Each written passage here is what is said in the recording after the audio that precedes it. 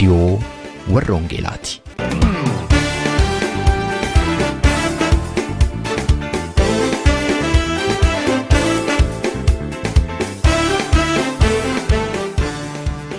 Reediyoon warra Wangeelaa tokkummaa waldooti Oromoo warra Wangeelaa Awurooppaatiin qophaa'e torbanitti si'a tokko guyyaa Sanbadduraa dhaggeeffattoota biyyootii gaanfa Afrikaaf naannoo isaatiif akka lakkoofsa sa'aatii Itoophiyaatti galgala sa'aatii 12 hamma sa'aatii 12:00tti dambalii gabaabaa kiiloo heerzii 15,515 yookaanis meetir baandii 19 irratti dhaggeeffattoota kibbaaf giddugaleessa Awurooppaatiif immoo akka lakkoofsa sa'aatii giddugaleessa Awurooppaatti galgala sa'aatii 21 hamma sa'aatii 21:00tti dambalii giddugaleessaa kiiloo heerzii 1,355 irratti kan isin qaqqabu tamsaasa Wangeelaati. Kun reediyoo warra Wangeelaati.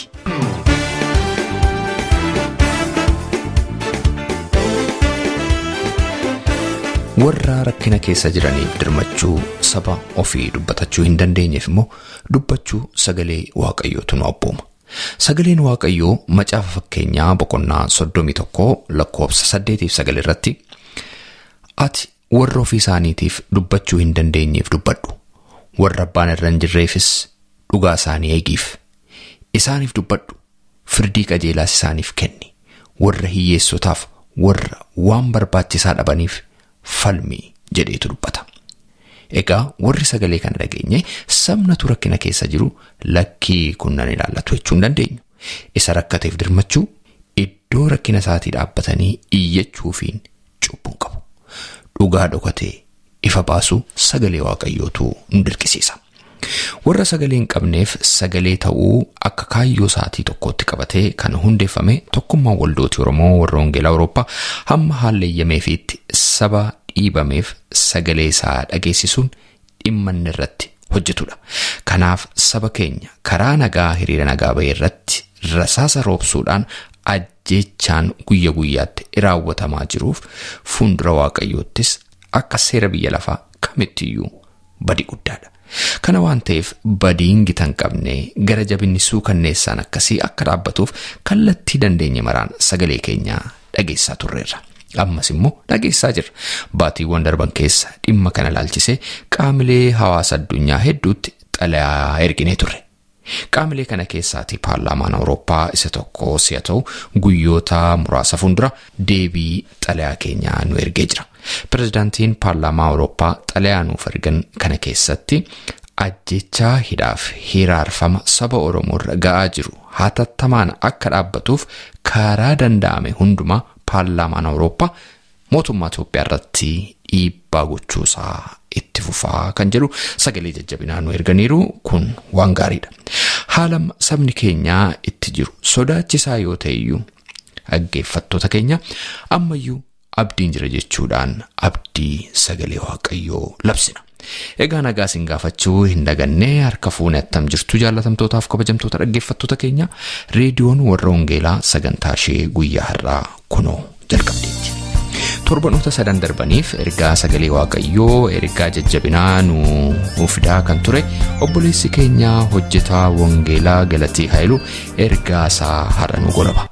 Mata dureen ergaa isaatii ammayyuu abdiin jira jedha. Kutaa 4ffaaf kutaa inni xumura faarfannaa kanattaan seediyaatu booda jira. Egaa dhaggeeffattoota keenya hanga xumura sagantaa keenyaatti akkoofsaan waliin turtan kan isin affeeru qopheessaa raadiyoo warra Wangeelaa ana roobsan makkootii gara ergaa sagalee Waaqayyoo har'aatti faarfannaa Magarsaaf Raahel faarfatan kanaan itti ceena. Ammayyuu abdiin jira jedha.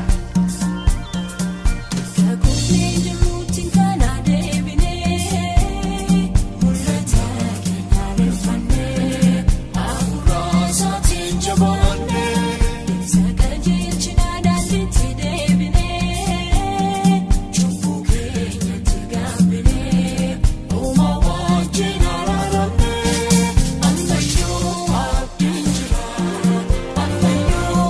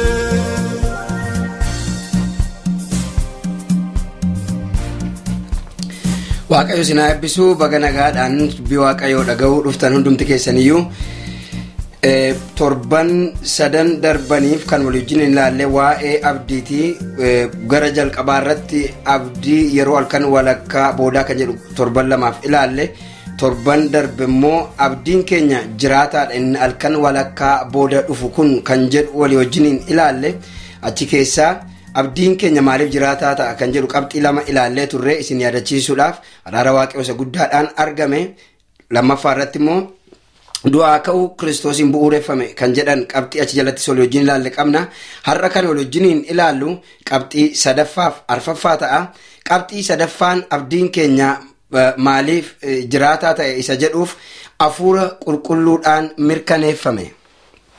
Abdiin keenya hafuura qulqulluudhaan mirkaneeffame. Kutaama kana yeroo dubbiftan waa'ee abdiin keenya jiraataa akka inni ta'e akka inni mallatteeffame nutti dubbata boqonnaan 3 isin dura Phexros boqonnaan 3 lakkoofsi boqonnaan 1 lakkoofsi 3 daansa jechuudha. Abdiin keenya kuni waan mirkanaa'e tokkodha jechuudha. Hafuura qulqulluutu abdii keenya mirkaneessa. Efesoon boqonnaan 1 lakkoofsi 12 amma 14 yeroo dubbiftan waa'ee hafuura qulqulluu dubbata. Maal jedha? Hafuura qulqulluudhaan mallatteeffamtanii jedha. Hafuurri qulqulluun jireenya namaa deebisee ijaaruu keessatti, jireenya namaa deebisee haaressuu keessatti, abdii namaa deebisee haaressuu keessatti hojii guddaa hojjeta. Gooftaan Yesuus Kiristoos waa'ee hafuura qulqulluu yeroo dubbate inni isin gargaara, inni isiniif dubbata, inni waa'ee keessaniif isinii falmaa jedhee dubbate. World Christian kan jedhu seenaa kiristaanota addunyaa kan jedhu kitaaba guddaa tokkoon dubbisaa ture yeroo darbe seenaa kana keessatti waa'ee biyya Laatiin Ameerikaa jedhamuun dubbisaa ture. Biyyi Laatiin Ameerikaa kun naannoo Ameerikaa kaabaa bira jirti, Ameerikaa masa guddaa bira jirti jechuudha. Garuu achuma jiraatanii olitti dhiyoo jiru iyyeessa isa dhumaa turan. Maaliif iyyoomanii isa jedhuufi yeroo dheeraadhaaf acuucaa jala turan, gabrummaa jala turan. Humni warri isaan koloneeffatan biyya gara Awurooppaa kanarraa, biyya gara Speen kanarraa fadhaqanii achitti isaan koloneeffatan. Namoota hedduu dhume, namoota baay'eetu acuucaadhaan gadi qabame, afaan isaanii amma dhabanitti, eenyummaa isaanii amma dhabanitti ga'ani. Kan isin dhibu jijjiiramni biyya Laatiin Ameerikaa keessatti dhufe waldaa kiristaanaa keessaa ka'e. Namoota waldaa kiristaanaa keessa jirantu jijjiirama kana fide. Namicha tokko jira seenaa namicha kanaan dubbisaa ture yeroo darbe namicha Gustavo Guuter nama jedhamu tokko jira. Namichi kuni waa'ee yaada amma birmadummaa isa jedhu theology keessatti yookaan liberation theology isa jennu nama maddisiise, nama waan baay'ee barreessedha. Yaadni kun kan inni dhufe 1960tti ture. Achirraa kaasee namoonni haara'uu jalqabanii, dargaggoonni kun barumsa haaraa barachuu sababii dinagdeedhaan, siyaasaan, hawaasummaadhaan, gadaantummaatti dhaga'amuuf namoonni biyya sanaa baay'een baratan turan. Kana booda dargaggoonni new generation yookaan dhaloonni haaraan warri ka'an suni barumsa gara saayinsii siyaasaa, gara hawaasummaa, gara barumsa dinagdee economics isa jedhamu isa barachuu jalqaban. Dargaggoota keetti dhiibbaa uumuu jalqabe namichi kun jechuudha.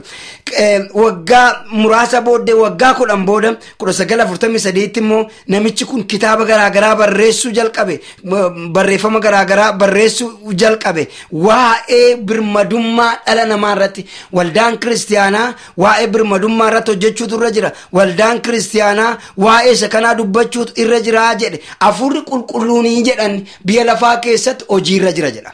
Hafuurri qulqulluun yeroo hojii irra jiru waldaan kiristaanaa immoo rafuun irra hin jiru jedha. Waldaan kiristaanaa kaate saba cunqurfamuuf, saba gadi qabamuuf, saba haala qabatamaa amma isaan keessa jiran kana jijjiiruudhaaf wajjin dhaabachuutu irra jira jedhee dubbata. seenaa biyya Ameerikaa keessattis jijjiiramni guddaan kan hin dhufe 1730 kaasee amma 19tti jaarraa jiru gidduutti jijjiiramni guddaan kan hin dhufe.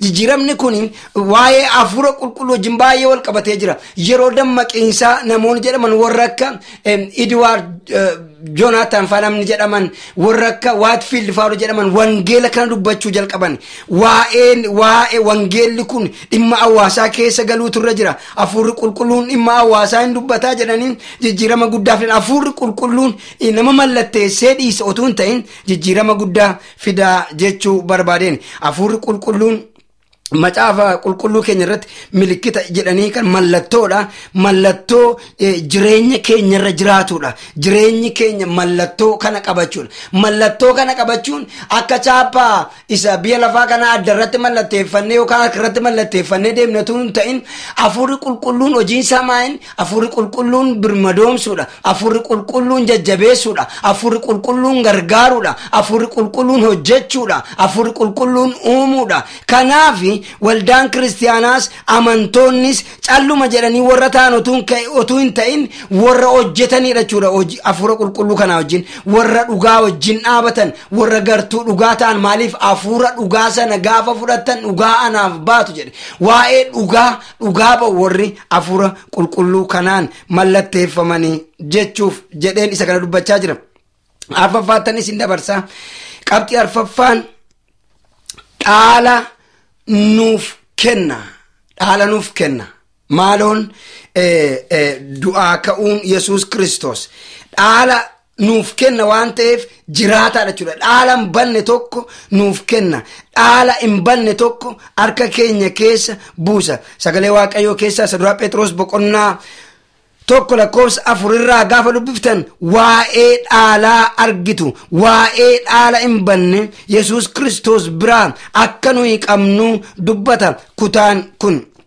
Efesoon boqonnaa 1:18 yeroo dubbiftanii waa'ee ija qalbii keessanii isiniif abanu dhaala isiniif qophaa'ee jiru kana badhaadhummaa guddaa ayyaana Waaqayyootiin jiru kana arguudhaaf jedha. Waaqayyo dhaala nuuf qopheessee jira. Waaqayyo namni dhaala akka qabaatu barbaada. Dhaalli inni guddaan Waaqa irratti nuuf qophaa'ee jira. Karaa ilma isaa Yesuus Kiristoos amantoonni gara sanatti adeemna. Egaa dhaala isa Waaqarraa sana abdannee deemna gaafa jennu dhaala keenya isa biyya lafarraa, qabeenya keenya isa biyya lafarraa, mirga keenya isa biyya lafarraa dabarsinee kan biraadhaaf kennina jechuu miti. Dhaala keenya isa Waaqarraa sana dhaaluudhaaf adeemna.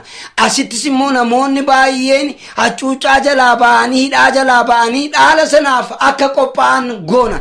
Hidhaarraa namoonni hiikamanii hidhaa fooniirraa, hidhaa seexanaarraa, hidhaa cubbuurraa namoonni akka hiikaman waan gadi isaan qabu. Hidhaama bifa kamiin? Hidhaa siyaasaarraa waanuma sammuu namaa kana gadi qabu, waan mirga namaa kana dhiitu. Namni mirga qaba namni. Maaliifi Waaqayyo gaafa nama uume mirga kenneefi uume. Namni mirga qabachuudha.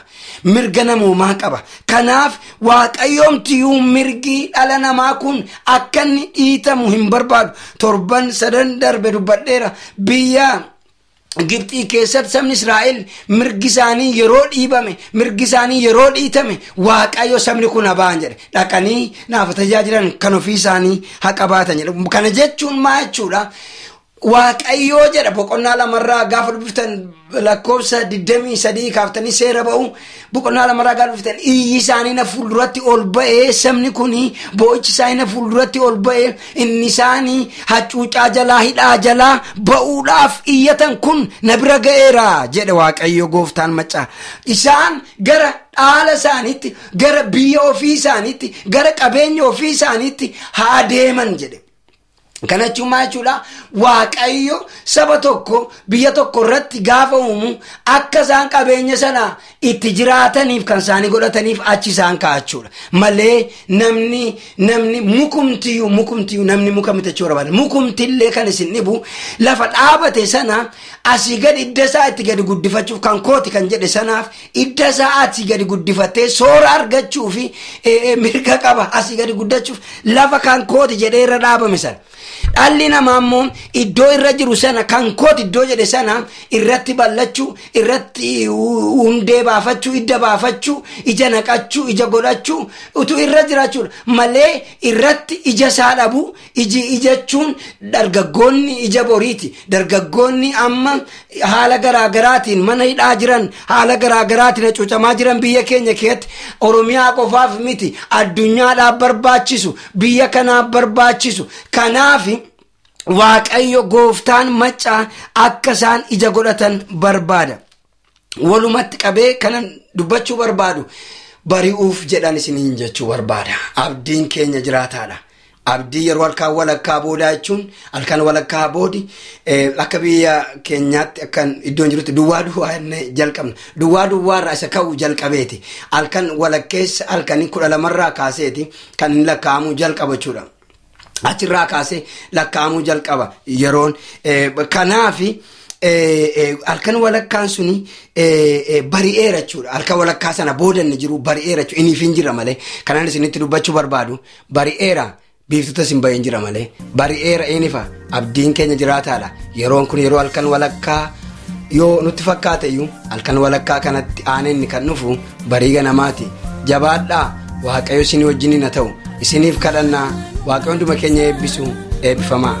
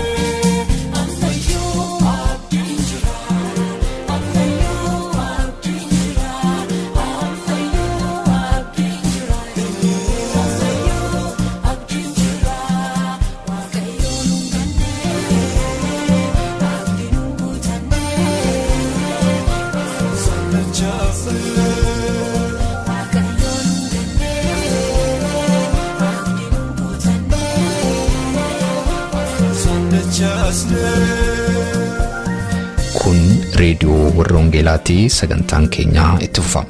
Meetir baandii 19 yookaan immoo kiiloo heerzii 15,515 irratti guyyaa sanbadduraa galgala sa'aatii 12 amma sa'aatii 12:00 kan isinii darbu tamsaasa kana YouTube irratti, SoundCloud irratti, karaa Facebook akkasumas immoo karaa websaayitii keenyaa hordofuu dandeessu.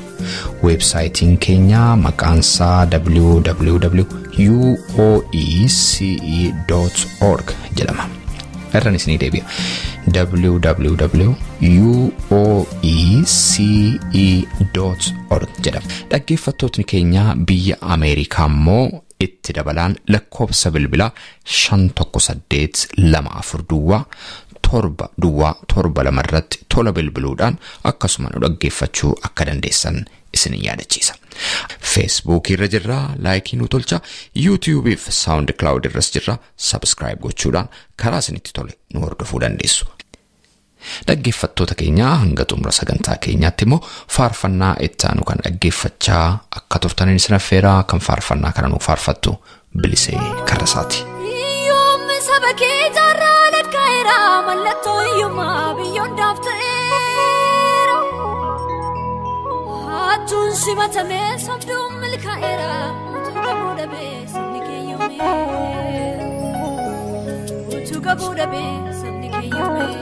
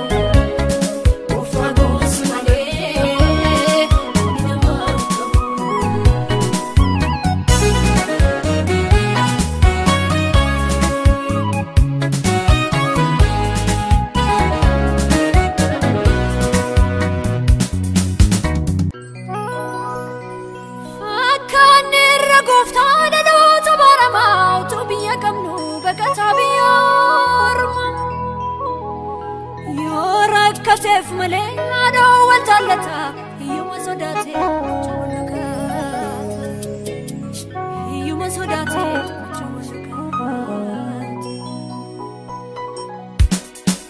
gaggeessi ufee lumaroolee noofirraa hin qabnu kan furmaata malee ati eessaa buftee barbaachan arganne mootummaan gamtoomee namni qofa goone hundumaa jira gaddi qulqulloota jalqabeen xumuruu hedduu karaa tafaa gaddi kun darbee yoo mul'ata gadda gammadee